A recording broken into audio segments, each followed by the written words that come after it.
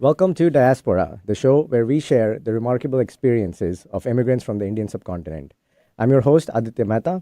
Each week, we sit down with individuals who have made the journey and explore their triumphs, their challenges, their experiences. We dive into their unique perspectives on adapting to a new culture while staying connected to their roots. Today, we are joined by Karan Suri, an amazing chef from Vancouver, BC. He has experience all over the world in India and Canada and Singapore and Dubai and Kenya with leading hotel chains like the Oberoi and the Fairmont. For the past few years, he's been director of menu development at A&W restaurants. You may have heard of the masala veggie burger that he led the development of, and we'll go into that later. I know Karan pretty much from my first week in Vancouver. So since 2018, we got introduced to him and his group of friends through the one person we knew in Canada when we landed. And there's an interesting story about how he got introduced to that group, and we'll go into that later. So now let's dive into this week's conversation. Karan, welcome to the show. Thank you. Thank you for having me. So you're originally from Delhi in India. I usually give context to my listeners as to what city that would be the equivalent of in the US. So, how Bangalore would be Silicon Valley. I already covered Delhi, so I want to share an interesting other anecdote that the US is it's one of the few places where the capital is not usually the largest city of the country, which whereas rest of the world that's usually the case. So think of Tallahassee, Florida, think of Sacramento, California. But Delhi is this mega city, probably now the biggest in the country. So that's where Karan comes from. So first off, let's go into your time in Delhi, growing up there, and how you ended up in the current profession that you are in. Yeah, thanks. Yeah, Delhi is a crazy city. And I mean, when I was born, it wasn't as big, but what's happened is just other smaller cities have just become part of the NCR. Yeah, I was born in Delhi, but my father was in the Air Force, so he would get posted to a different city. So I didn't actually, my childhood was not in Delhi. I grew up in Bangalore, in Dehradun, which is another smaller city in northern India, yeah, also in Assam, which is the northeast part of India, in yeah. Jorhat. Wow. And then eventually our family decided to move back to Delhi when I think I was about 10 years old. And then from there, I spent schooling and childhood in Delhi. Yeah, I was always, the word foodie is used a lot nowadays, but back in the 90s yeah, in India, it wasn't a big thing. So, but I still think I was a foodie at that time. And food was just something that really always attracted me. I was very good in studies, like in 95% student. And because my dad was a doctor, funny story is in my school, actually, they didn't let me take like commerce. Like they put yeah, me in medical. yeah, And I said, I don't want medical. Then they yeah, put me in science, but non-medical engineering. And I'm like, guys, I want to be a chef. And then I said that, there's a lot of folks who are like, what is a chef? So yeah. in 1998, it was not the glorious profession it is today. Sure. But I always knew that I wanted to be connected to food and stay close to food. So that's what I pursued. And yeah, since 2000, it's been 25 years. So yeah, Yeah. being a To chef. to give our listeners some more context, in India after the 10th grade, you either go into science, commerce, or arts. And most people will decide that based on how high the marks are versus what they actually want to do in a career. So if you get 95, you're going to science. If you don't get 95, then commerce is the backup and then arts is the backup. And then Yep. once you're in that stream, you get to then choose what you want to do.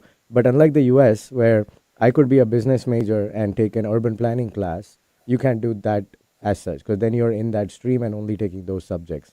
So, I mean, I totally relate to what you're saying because my brother is a stand up comedian in India. And so he had to go through this similar journey and almost convince people that he's not going to make a failure out of it.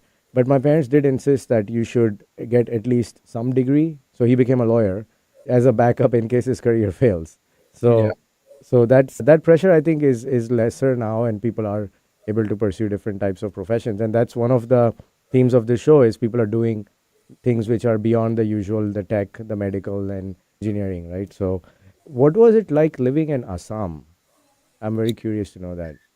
So yeah, it was in a cantonment, Air Force cantonment, so it's kind of a much controlled area. Yeah, And Assam is just beautiful, right? Like you've got yeah, these beautiful tea plantations, and me and my brother would be like biking through them, and just sitting there and and enjoying nature, which I think at back in that time, like in the Yeah. 80s, a lot of people didn't necessarily put that much value to. Yeah.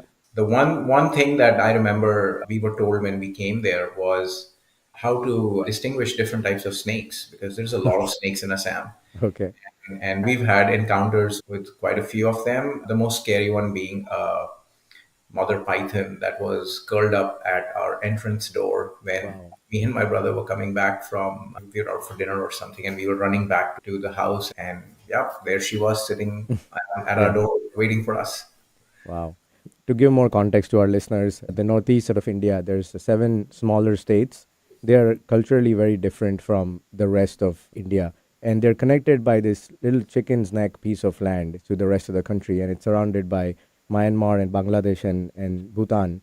So there's always an ongoing kind of grievance, I guess, from the Northeast that, Indians don't treat them as Indians. And because they look different, they look like East Asians. But would you say Assam is more kind of Indianized, It is for lack because of a better word?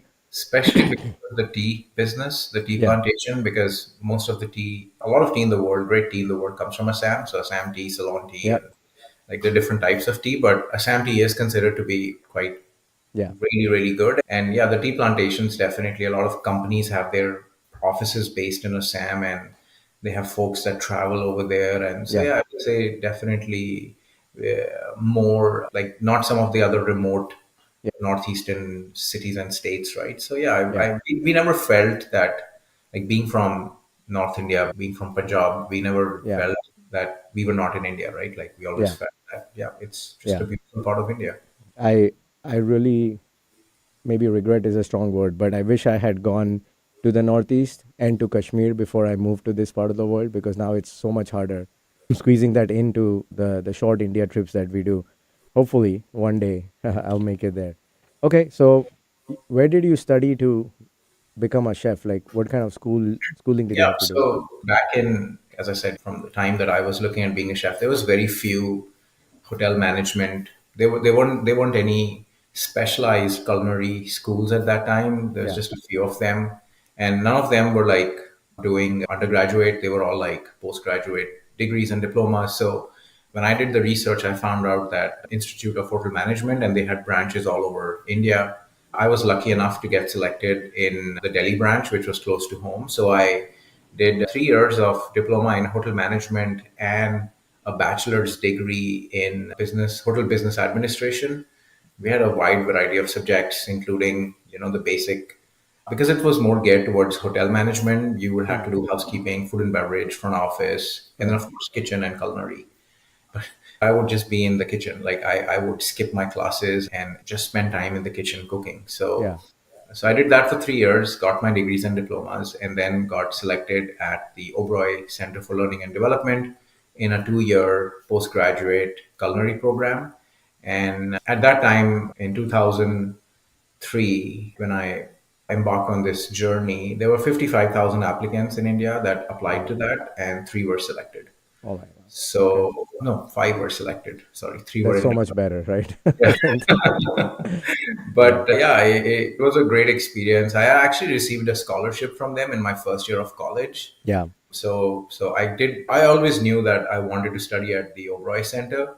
Right. The Oberoi does. I know a lot of people in North America have not heard of the Oberoi, Yeah. because when I came here with Fairmont and I used to talk about Oberoi, people would be like, what is Oberoi? And I would say, just Google it. It's the best hotel chain in the world. Yep. They are known for their luxurious properties, super high brand standards, Yeah. and the remarkable story of Mr. Oberoi, right? So, if any of your listeners are interested, just Google the word Oberoi Hotels and Yeah. Rai Bahadur and DRS Oberoi, and you'll probably get some amazing results. Yeah. But yeah, that's where I studied for 2 years, extensive culinary. I worked all over because Oberoi has a lot of hotels in India. I worked Yeah. in Bombay, Bangalore, Agra, or Delhi, and it was a 2 year, quite intense. Calcutta. I was actually in the Oberoi Grand in Calcutta, which is I've one of I've the, stayed at that property. So yeah. amazing. So it's a great experience, but it's really hard, for anyone thinking about being a chef or getting into the culinary. It's long hours and you're really learning the trade, right? And unlike other places where you can read a book and give an exam, Right. over there is no book. You have to show it with your skills and Yeah. and the exam is when the person eats it. So Yeah. either it's cooked or it's not cooked, either it's well seasoned or it's not seasoned. Yeah. There is no in between, and there is no good try, right? So Yeah. definitely learned all the skills and worked with a bunch of people who had years and years of experience. Some amazing stories to share. I think if I started on some of my stories of Oberoi, we probably would need another hour added to this show. But yeah, I did that, and then got the way the management training works with Oberoi is you do 2 years and then you get placed at an Oberoi property. Right. Again, I was one of the gold medal students, so I got selected in kind of the premium property. So I got to work at the Oberoi Delhi, Okay. which was again, you know, being a Delhi boy, Yeah. doing my undergrad in Delhi, doing my postgrad in Delhi, and then doing my diploma in Delhi and working in Delhi was Yeah. always to kind of stay close to home. Do you have a favorite property in the Oberoi chain? I think all the properties are unique because they're not like, let's just build the same type of property. I think all of them are unique.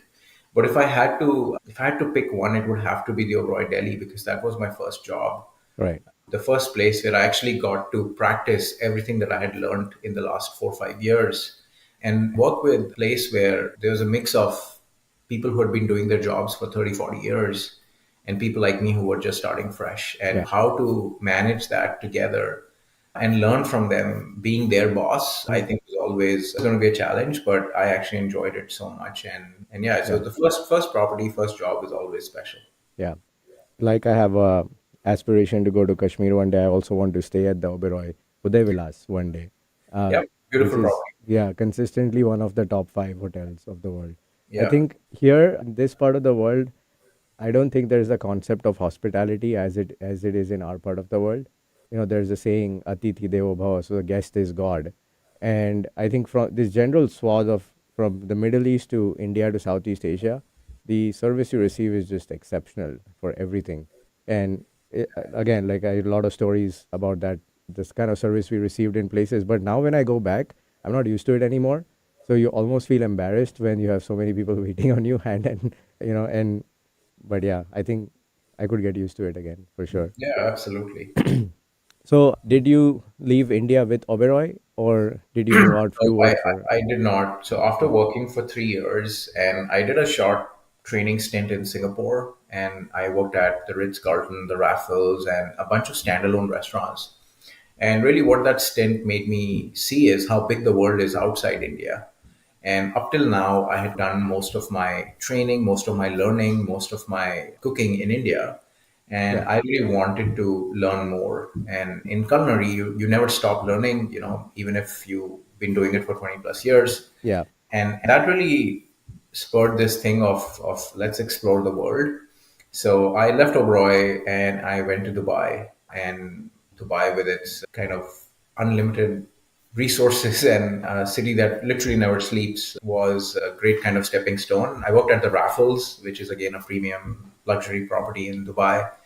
The timing was just a year or 8 months before the grand recession of 2008. So, again, I did not lose my job, but I actually worked in a very challenging environment where a lot of people had lost their jobs and yeah, business started booming and we didn't have enough people.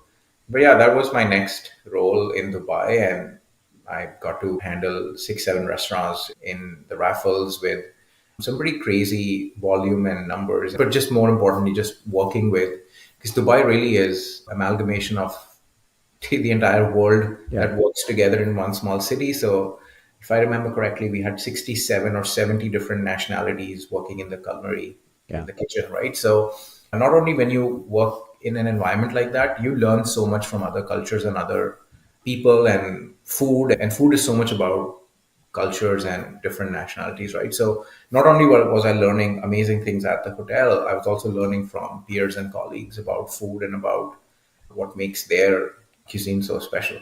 right. That makes sense. Was the cooking style any different in Dubai as a market versus India? Yeah, I would say at that time, yes. I joined a restaurant where we were doing a 2021 course tasting menu. Wow. I'm not sure if many folks remember, but at that time, the number one restaurant in the world was El Bulli in Rossa Brava. And the Adria was doing these crazy things with where he was literally brewing food in a science lab, and you would have things that explode in your mouth, textures and gels, Right. and freezing this and anti-freezing that. So it was a very different time, and it was a culinary journey that a lot of people in India had not even heard of. And from there, I was also managing like a big banqueting operation, a lot of Middle Eastern food, because obviously you're in the Middle East, so a lot of influence from Egypt and Mediterranean and Lebanon. So I would say it was eye opening, right? Like Indian food was always there, and Yeah. it's extremely popular in Dubai with locals and, of course, the Indian population. But I just wanted to see more, right? So I would be working with a Malaysian chef, I would be working with a Chinese chef, I was working with a Japanese chef. So you just pick and learn, and it was such a great experience, right? But again, as I said, it was 1 year into the recession, and I was honestly getting tired. I think I had worked 2.5, 3 months without a day off. I was getting burnt out. So Were you already married at the time? I was not. I was Okay. not, Okay. thankfully. But yeah, my wife, who you met, we've been together since school. So we're having this long distance relationship. And we were also talking about settling down, and marriage did come up a few times when I was in Dubai. So Yeah. it kind of was the perfect situation for me to think about going back to India and settling down, and or for my wife to come to Dubai. And I just didn't feel at that time Dubai was the best city to be in where I would wanted to start a life. Sure. Great. On that note, let's take a short break. When we return, we'll continue Karan's journey towards Canada, where he now lives.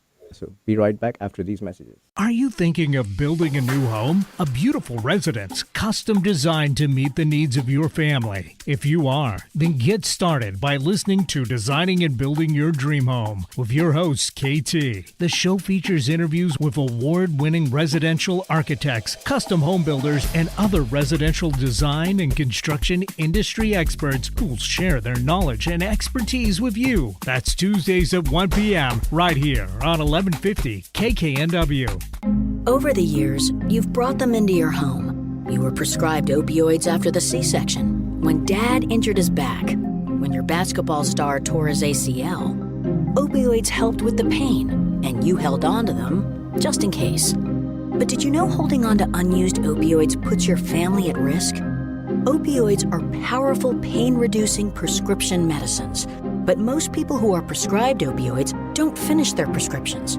So millions of unused opioids are sitting in homes across the country. And tragically, more than 100 Americans die every day from overdoses involving opioids. What can you do to protect your family? Remove the risk of unused opioids from your home. Pills, patches, or syrups in drawers, purses, and cabinets, anywhere they might be hiding. To find out how to dispose of them properly, visit www.fda.gov/drug disposal. Are you ready to discover remarkable stories of resilience and cultural connection? This is Diasporaa, a show sharing the journeys of first-generation immigrants from the Indian subcontinent now building their lives in North America. Inspiring, insightful, and always engaging, Diasporaa offers a unique perspective on the immigrant experience. Join me, Aditya Mehta, my guests, on the Diasporaa Show every Wednesday at 2 p.m. right here on KKNW. Wherever you go, Alternative Talk 1150 is here for you.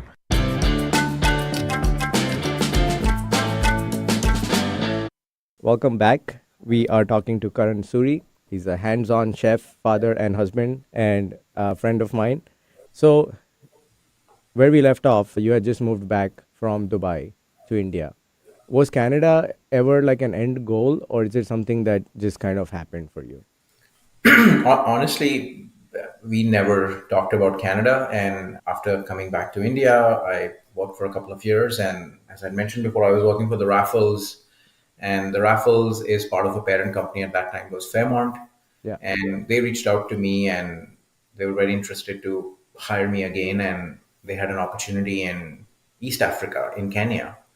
And again, we had never thought about Kenya. Me and my wife visited Kenya. We spent 2 great years there and explored Africa. And from there, I got another opportunity to look at what options were there for me. And funny enough, I was given two cities. I was given Vancouver, Canada, and I was given London, UK. Mm-hmm. And my boss asked me, both are great opportunities. Which one Yeah. do you guys like? And I kid you not, when I spoke to my wife, I told her, I think we should go to Vancouver because it rains a lot in London. And I kid you Little not, did you know. and when we came here, I Yeah. remember 28 days in a row, it just rained. Yeah. Yeah. And my wife is like, are you sure you read the right weather forecast? Yeah. Because it looks like it rains a lot here too. Yeah. So yeah, that's how it was. Honestly, never, we had never thought about coming to Canada, or it Yeah. was the end game or end goal or anything like that. Yeah. We were lucky to have 2 weeks of straight sunshine when we landed in 2018. But I find the rain in Vancouver and even Seattle a little bit passive aggressive, I would say. Because in India, we have monsoon and you're used to 4 months of it just pouring down. Things are getting flooded. Like it's a rain with a vengeance. And here it's just like this tiny little rain that your clothes are wet, but not too wet. So I'm not a big fan of the rain here, but I think the summer definitely makes up for it. Yeah. Yeah. And you have something to look forward to. And the other thing is, in India, the only thing that protects you against rain is your umbrella, Yeah. if you have one. Yeah. Other than that, it's makeshift garbage bags and other things. You don't dress up for the rain. No. This is what I've realized after living in Vancouver for 10 plus years is you can buy gear that you can Yeah. just walk in the rain, and yes, your jacket will be wet, but Yeah. everything else below Yeah. that will be For completely sure. dry. Being a true Vancouver and Seattleite, I don't own an umbrella. I think that's a badge of honor you wear. I just never bought one after moving here. Great. So then you chose Vancouver. What were, had you been to Vancouver before you No, moved here? no, Okay. And had you been to Canada at all? no. Wow. We had no family here. We had no friends here. Yeah. We literally, I signed the contract, could move here, and we had the movers and come into our place in Kenya and pack everything, and everything was just shipped out, and we Yeah. flew, and Just showed and up. yeah, we just landed here, Yeah. and that's it, right? Like we didn't know anyone, we didn't know anything. I'd heard a little bit about Stanley Park, and Sure. it's a beautiful city, kind of the West Coast lifestyle, Yeah. and all of those things. The other thing I'd heard, and I didn't really experience it, or I mean, we've all experienced it now, is that if you like, real estate is a challenge. Yeah. And when you're especially moving from outside, we obviously were looking to rent to begin with. Mm-hmm. We would have to change our expectations. So, for example, in Kenya, I was living in a massive 2,500 square foot apartment. It was just me and my wife, Yeah. and we had all the help we needed. Yeah. But we were told that, yeah, that's not possible in Canada, Yeah. or it is, but you'll have to shell out a lot of money. Yeah. That's true. I found it worthwhile to pay the premium to live in downtown Vancouver. Yeah, that's where we lived. Yeah, because it's such a great downtown experience. And before COVID, it was even better.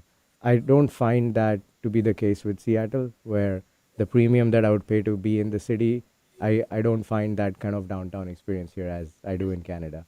I think Vancouver really spoils you because it's one of the most livable cities in the world for a reason. So, Yeah, it um, is. And the core downtown in Vancouver is really small.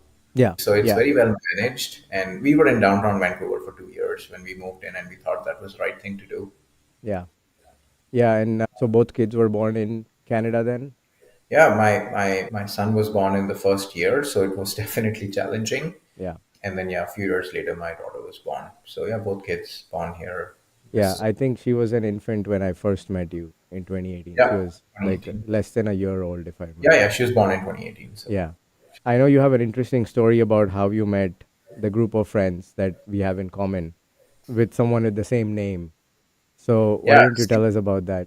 yeah. So when I moved here, there was like a big media launch for the new executive chef who's worked in different parts of the world, and Fairmont was quite excited. So we did a press release and we did a media dinner, and it was great chatting with the media. And one of the journalists actually posted about their meal and the experience of meeting me, and they also posted on Twitter, at that time Twitter, now X. And they didn't necessarily know my handle on Twitter. So my name is Karan Suri, but my handle on my social media is Chef Karan. So she just looked up Karan Suri and said, how many Karan Suris are there in Vancouver, right? Not many. This is probably him. And Yeah. she tagged that person. Yeah. And that person was obviously not me. Yeah.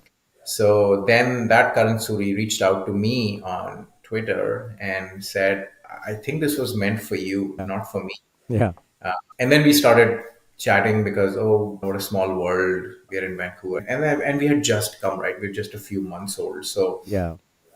So that's how it started, right? Like it was two Karan Suris who had like the same first and last name, but nothing else common. And he'd been living here for quite some time. Yeah. But yeah, it was social media, Twitter accident. Yeah. And I guess those are some of your closer friends in Yes. Vancouver Yeah, even to yeah. this We've date. known So them for 10 years. So yeah, yeah. absolutely. Yeah. Yeah. I haven't seen him and his wife Meghna, I think, in a long time because every time we came to Vancouver, they were busy last few times. Yeah. So hopefully soon. We get to see you because you come to Seattle often. But it's becoming harder and harder to make regular trips to Vancouver as life gets more settled here. We're coming up on 3 years in Seattle already. So time really flies. So your first impressions, it rained a lot, the real estate was expensive. Was there anything that flabbergasted you? Yeah, I would say because we wanted to stay in downtown, so we were looking at rentals in downtown, and we've always had a thing for living in brand new places. Yeah. So the apartment we had in Africa was brand new, and we were looking for a newer, brand new condo downtown, and it was really hard. The availability was not the issue. The issue was that I had no credit score. Yeah. And I think that's a big change for a lot of people who come Yeah. from other parts of the world where Yeah. they either have a different system or they don't have a system of credit scores, right? Yeah. So even though I had a high net worth and really good salary, Yeah. a lot of landlords were very hesitant to rent to me, and I would apply and I would not hear back, or I would Yeah. get a rejection. So I remember looking at this one place and we both really liked it. And we had seen like a couple of apartments in that same building because it was a brand new building. So there were obviously lots of apartments for rent. And I spoke to because through Fairmont, I would get placed through a agent. Yeah. And I told the agent, I said, offer them more money and then I had to go to Fairmont and ask for a letter that said I'm a permanent employee. I have Yeah. no probation. I have this much income and I'm in Yeah. really good stand. Like it was really weird to do that Yeah. and then offer additional money than what they were actually looking for to secure the rent. Yeah. And at one point, I remember the property manager from the other side, from the landlord, asked me, can you pay upfront 1 year rent? Wow. And I said, I can pay, but I think that's illegal. Yeah. Right. But yeah, that was a bit of a shock for me. And I was told that work on building your credit right away. And I find that, I don't know, I understand why you need to build a good credit, Yeah. but for new immigrants that are moving into the Yep. country, that's not a very welcome. It's Yeah. not a great way of saying you're welcome here. That's actually a way of saying you're actually not welcome here. Right. I had to do the same thing that you did, but we didn't have jobs. I was running my Indian company. My wife was working for her Indian company, and then by the time we got a good credit score, we moved to the US. So then we had to do it all over again. Yeah. But at least because I moved with Amazon, a lot of things got taken care of that way. But yeah, credit scores, I see lots of credit reports day in and day out as part of my property management company. And there are so many things on the report that people don't even know about. And so I asked someone, why do you have this $80 collection? Just pay it off. And he said, oh, I don't even know there was a $80 collect. Like, Yeah. I can pay it off right now. So the credit score is a bit of black hole in that sense. Like people don't know what they really need to do to get it back up. So now you're settling in the Fairmont in Canada. I know you've been on TV a few times. So tell us more about all the unique things you did with the menu and what those TV appearances. I think you're my first guest who's been on TV intentionally and not like in the background of a cricket match, you know? Yeah, yeah, yeah. No, So, I was on TV even in India. We did a big food show on NDTV, which is one of the premier yeah. channels, and it was again a food show between India and Pakistan, which is always Wow. this rivalry that people look for. But Yeah. this was a rivalry not on a cricket match, but in food. In the kitchen. And I'd worked with some of the top food writers and Veer Sangvi and all those guys in Yeah. India. So being on camera was something that I had done before. I had done multiple media dinners and media appearances, even in Dubai. So when Fairmont here started looking at that, I was very comfortable with press releases and media dinners and all that stuff. And what I was really trying to do, a lot of people were like, "What's your signature dish? What's your signature?" I said, "You know what? Believe it or not, I don't copy paste my menus. I Whatever menu I ran in Dubai or ran in Delhi or ran in Africa, I actually may not bring any of those dishes here because Right. those dishes made sense in those That cities with context. the produce. And I really like working with farmers. And I know that farm to table is now widely used and abused, but I essentially, like in Africa, I actually went and worked directly with farms and fishermen and all that stuff. Right? So it was really close to me. Yeah. What I ended up doing here was, for example, I remember one of the events in BC, one of the big things is spot prawns.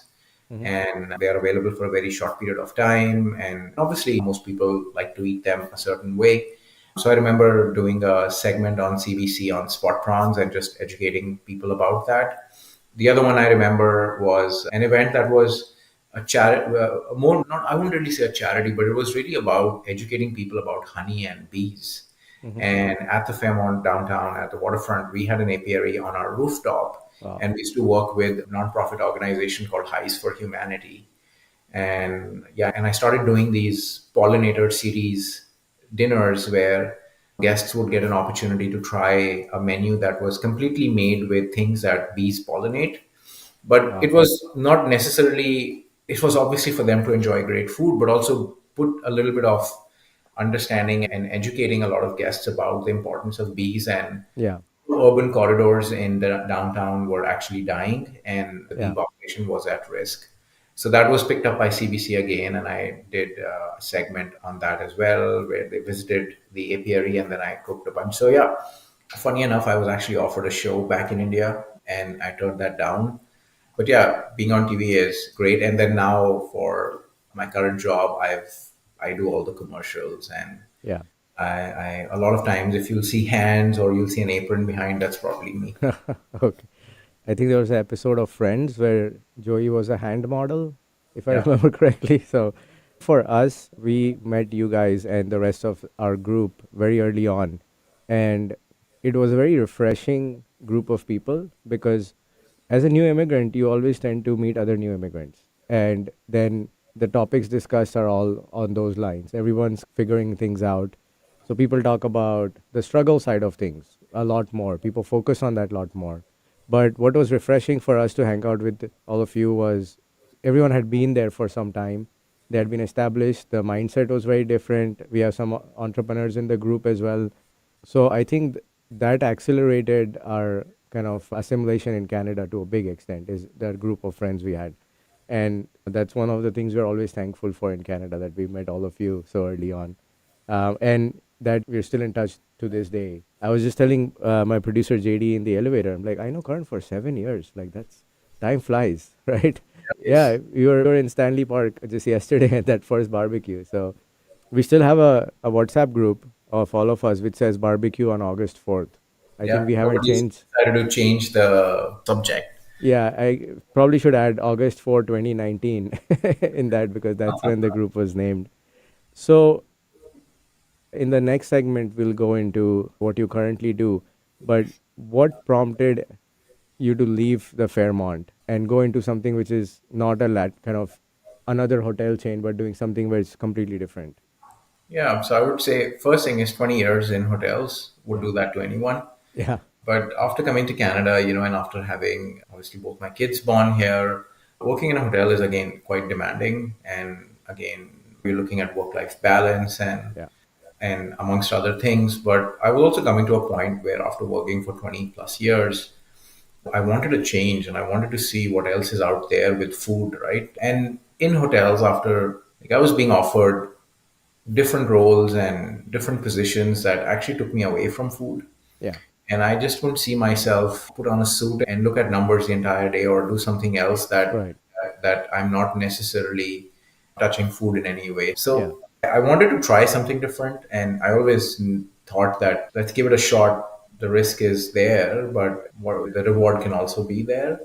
And worst comes to worst, I had made like I left on really good terms with Fairmont, so Yeah. I was like, well, if it doesn't work out, then I can always come back. But yeah, no, I'm really happy I did that because when you work in a hotel, you probably have about, in a big busy hotel in a city, you probably have about 1.5 million guests a year. Wow.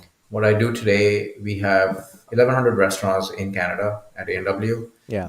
We go through anywhere around 200 million guests a year. Wow.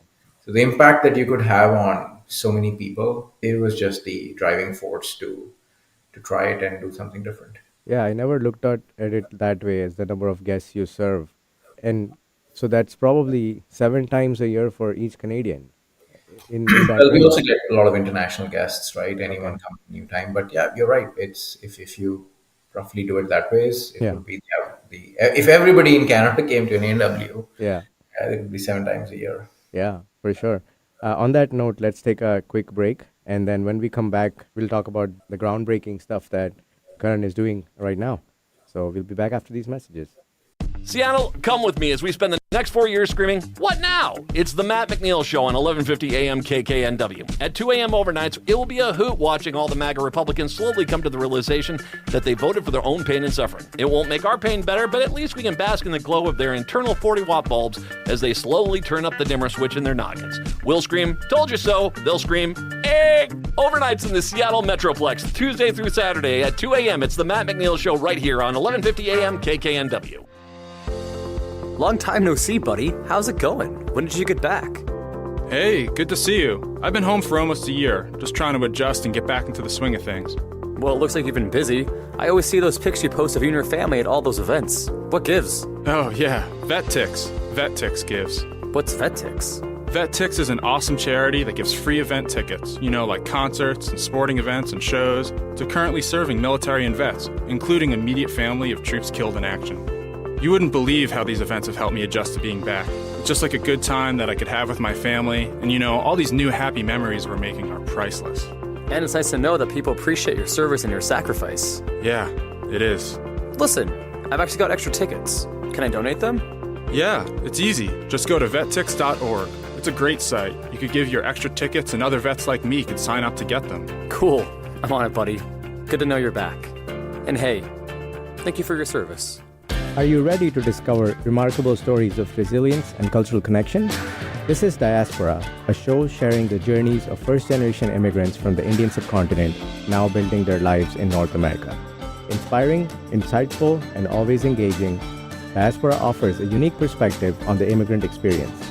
Join me, Aditya Mehta, my guests, on the Diasporaa Show every Wednesday at 2 p.m. right here on KKNW.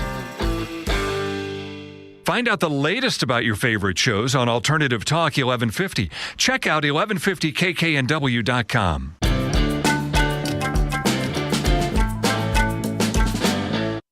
And we're back. We're talking to Karan Suri, a dear friend of mine from Vancouver, who's also a well-regarded chef in British Columbia. So now we're at a point where you've joined A&W, and your title is Director of Menu Development. So I suppose you're talking to suppliers, you're deciding what the new items on the menu are going to be, and also taking care of the existing items and keeping on improving them? Yeah, so basically, my role today includes food, beverage, equipment. So it's an extremely wide range. So you're right, anything new, anything existing, kind of the entire length, breadth of what we and how we do it, also, right? Like operational efficiencies that we can bring in and newer equipment that exists out there today. So I get to travel quite a bit, go to a lot of trade shows and look at new products, talk to a lot of suppliers, look at what they are doing, work with a lot of other R&D and chefs and other people who are creating something new in different segments. So it's a very exciting role. What I love about, I worked in hotels, so all my background is in operations, right? But now I don't necessarily do operations. I'm just creating the stuff, and then Yeah. we have 10,000 plus colleagues in our restaurants who are actually Yeah. executing it every day. Yeah, I've consistently found A&W's food to be of higher quality. I mean, in general, Canada has higher quality food given the local laws and regulations. I almost never eat anything packaged here. And my wife Prachi observed this, that the same Heinz ketchup in Canada has 5 ingredients, but in the US has 14 or 15 ingredients. So even within that high bar, I think A&W food, I always enjoyed eating it. it's a pity I left before the veggie burger was launched. I would have eaten that every day. So tell us more It's about getting how that. relaunched, by the Oh, it way. is? Yeah, Okay, we're actually making it national, I think, in the summer this year. nice. So tell us more about how that idea came about and how such a thing gets executed, because it's not a mainstream food, a veggie patty, because all the veggie patties here try to impersonate meat, like Beyond Meat. Yeah, And and we I, have those. We work with yeah, those suppliers. We have a plant-based option on our menu since 2018. yeah, But really, A&W is a great company because the company is really aligned by strategy.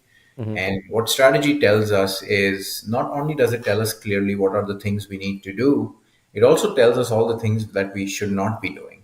okay, And I'll maybe spend an extra minute here, but our yeah, of CEO course, showed us that message about strategy came from a short YouTube clip where there was a dog, and the owner of the dog was throwing balls, and the dog was running to catch them.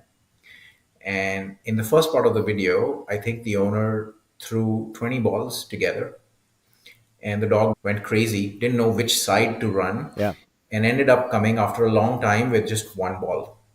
yeah, And then the owner did the exact same thing, but did not shoot 20 at the same time, did one at a time. yeah, In the exact same time, the dog came back with all 20 balls.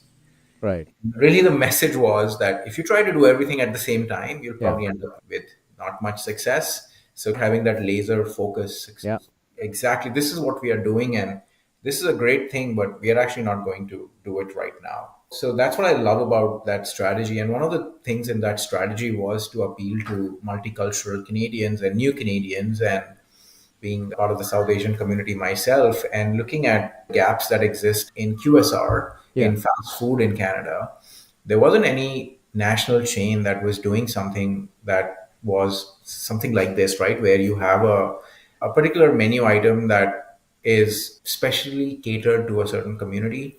We actually got a lot of guests from other communities, and basically, since we are a national chain, a lot of Canadians trying this. yeah, But really, this was a masala veggie burger that I know I personally have craved and I missed from yeah, back in India, whether it be the McVeggie, whether it be the yeah, McAloo patty. yeah, And we actually had launched a peri peri potato buddy burger earlier in the year, which was basically like an aloo tikki, but not with aloo tikki, with a hash brown. But it okay, gives you the same sure, experience, right? And it was yeah, very popular. mm, So it almost led us to, and I was working in parallel on multiple different projects. But we were like, well, if the piri piri potato did so well, it would make sense for us to test the masala veggie. So we never launch anything nationally just like that. We tested in smaller markets. And the biggest market for multiculturals in Canada is Ontario. mm, So we decided to test this burger for a few weeks in Ontario, right? mm-hmm, So we have 300 plus stores there, and they were excited. They said, yeah, sure. The piri piri did well for us. But it was such a big problem for me when we tested it, yeah, and a good problem to have, but a problem nonetheless. We were supposed to test this product for 5 weeks, and the amount of product that we had made with Nut Foods, which is again a big South Asian paneer and yeah, dairy and appetizer company based out of here, Surrey, BC. We had earmarked a certain amount of product that we would use up in 5 weeks. We finished that in 9 days, wow, and the guests were so there was such huge like word of mouth, yeah, yeah, just of this, course, like people were just talking about it all the time, and we actually didn't do any advertising. But I remember getting a call from a franchisee here in Surrey saying, Karan, I need this burger. I know you're testing it in Ontario. yeah, I'm getting 50 calls a day. yeah, Do you have the masala veggie? Do you have the masala veggie?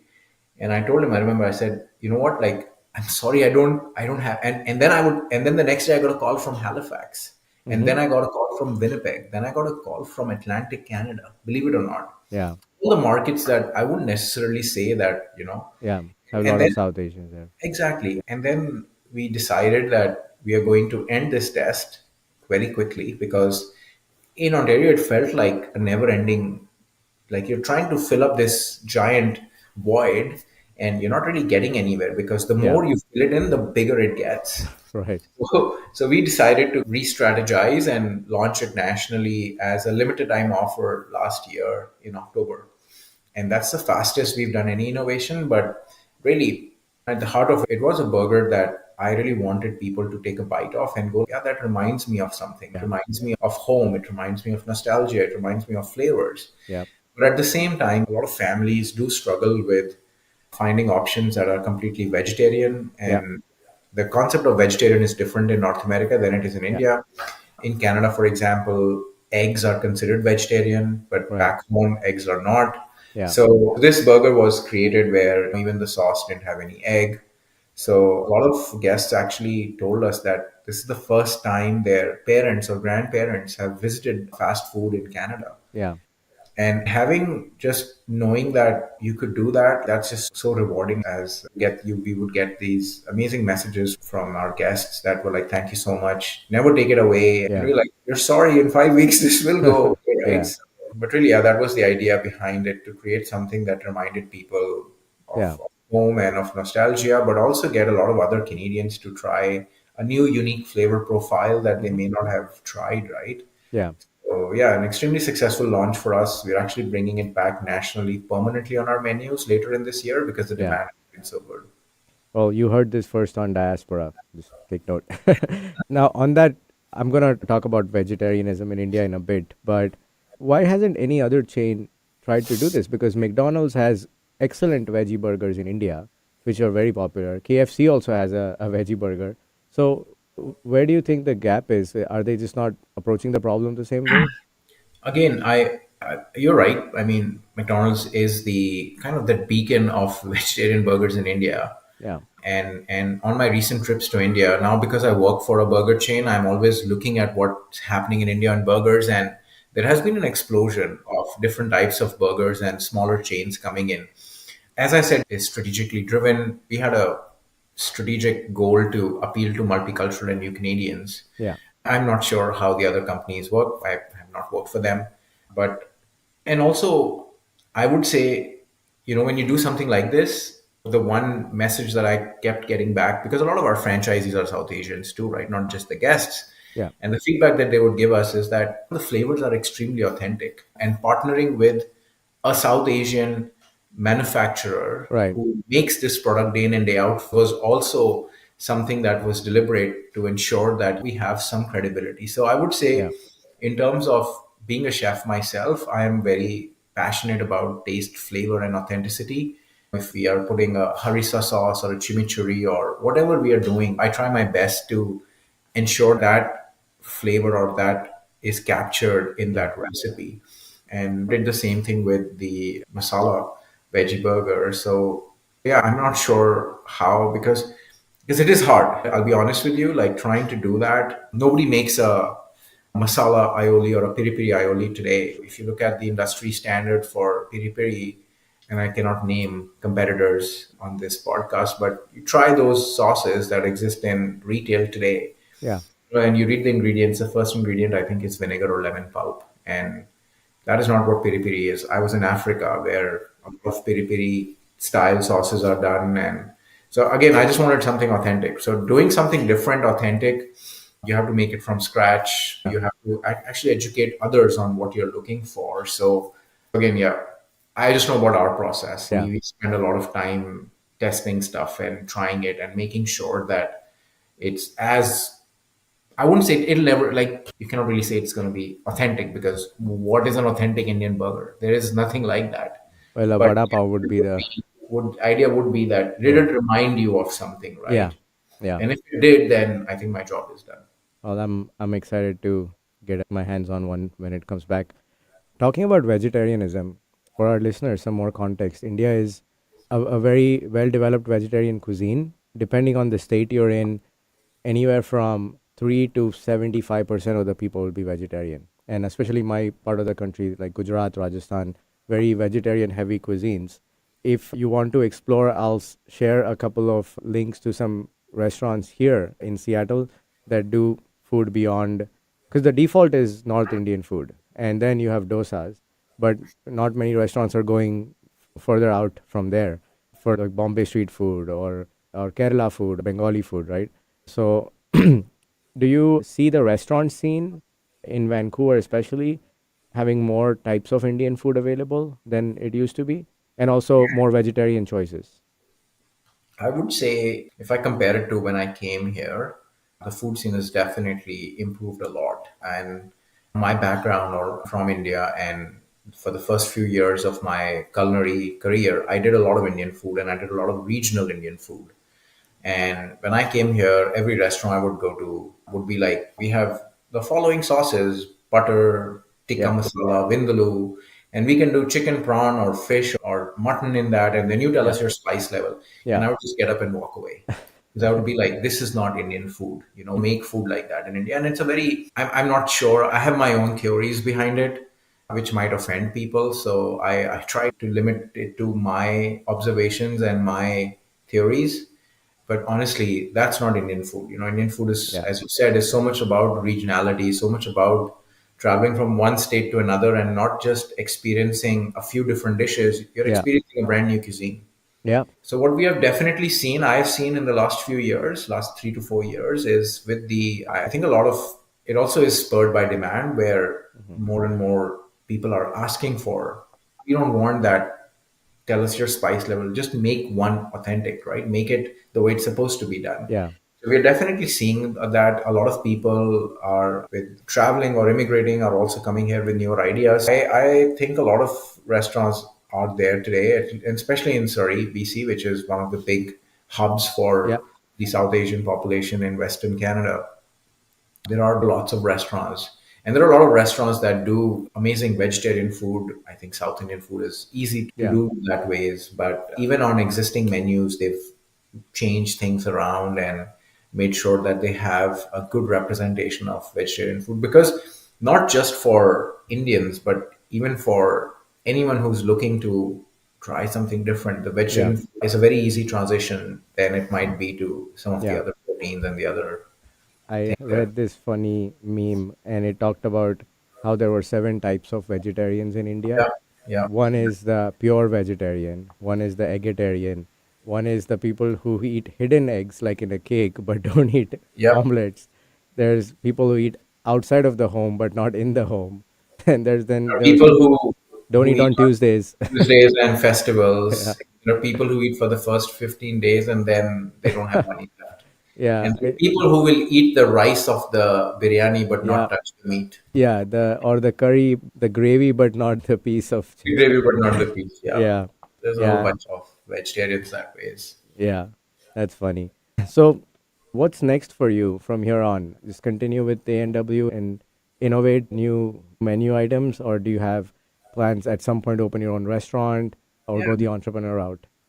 I would say right now I'm just having too much fun. And the best thing about my current job is that I have a free reign to create stuff and see if it works or not. Having that. And for me, really, it's about introducing new flavors, unique tastes, and to so many different people, right? So we did a Nashville chicken that was extremely popular. We've Yeah, done a few amazing beef LTOs. So just the range of things that you're able to do is great. But also, as I have two young kids, and having some time to spend with them. And I know that everyone asks me the question, when are you opening a restaurant? And I'm like, yeah, when my family says we don't need you. And I'm not sure that ever happens again, but deep down inside, absolutely, I want to open a restaurant. And I don't even know what that restaurant will be, but it'll definitely be something that not just gives great food, but also gives an experience that people can relate to, or yeah, whether it is a new experience for people who've never tried it, or a nostalgic experience for people who miss sure. that, right? But for now, I think I'm happy where I am, and I continue to drive more innovation and see what other amazing things are there for NW Canada. Yeah, that's amazing. This brings us to our weekly segment. And usually we spin a wheel and we choose from one of the weekly segments. But given that you're a chef, I'm just going to pick for you. And that segment is called Ma Ka Khana, which is mother's food. So for you, who has such a wide range of skills and ability to make so many different things, like the gulab jamun brownies, for example, what is your go-to comfort food and what reminds you of home?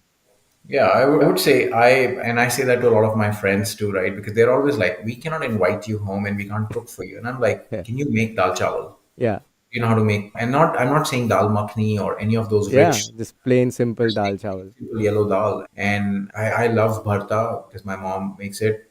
I love rajma. I just like really simple home cooked food, and Yeah. I'm not fussy about what exactly went into it and how complex. I go like, don't complicate it. Actually, Yeah. make it as simple as you can, because when you've worked for this long in food and you've tried so many things, you come back to things that you Sure. grew up with and things that you missed, right? So obviously, I think anyone living away from home misses ghar ka khana, maa ka khana, and anything that brings back that nostalgia for them is Yeah. definitely their favorite meals to have. I'm gonna include some links to recipes. Dal chawal is lentils and rice. Bharta is eggplant. Rajma is kidney beans, I Kidney guess. beans. Yeah. So Yeah. I'm gonna add some recipes in the show notes if someone wants to try them. Well, that brings us to the end of the show. Thank you for listening to Diaspora. We hope you enjoyed hearing Karan's awesome story. Remember to check out our show notes for all these links and more information about the topics we discussed. You can find Diaspora on all major podcast platforms and subscribe to our channel on YouTube. If you like this episode, consider following us on Instagram and leaving us a 5-star review. Diaspora is part of the Staying Power network of shows and podcasts, all of which are dedicated to inspiring listeners to build lives of meaning, connection, and value. You can find them on wherever you get your podcasts as well. We'll be back next week with another interesting story from the South Asian diaspora. Until then, take care and stay curious. And Karan, thank you so much for coming. Awesome. Thank you so much for having me.